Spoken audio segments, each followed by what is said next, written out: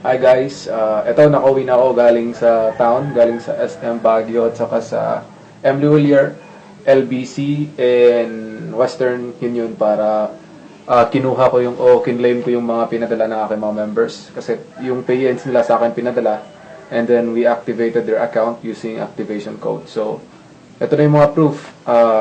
Western Union receipt,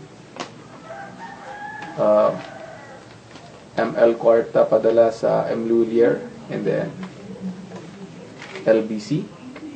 Wala akong receipt sa BDO kasi yung machine na napag-withdrawan ko kanina sira ata yung printer nila kasi ayaw nang nagbigay ng receipt.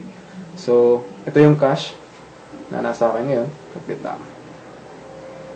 Worth 12,500. So, that's 5 activation codes na nabenta ko. Kahapon, I sold 2 activation codes, and today, I sold like 3. So, that's 5 activation codes. So, hindi lang activation code or cash yung natanggap ko. In my account in SWA, kanina lang nag-cycle ako ng 2 beses. So, that's 90 times 2, 180. Plus 3 direct referrals. 3 times 20, that's 60. So, 180 plus 60 is $240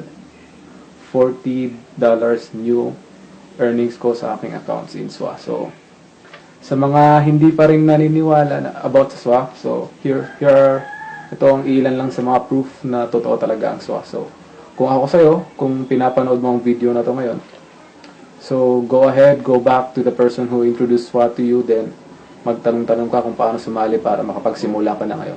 So, ika nga nila, you don't have to be great to start, but you need to start now.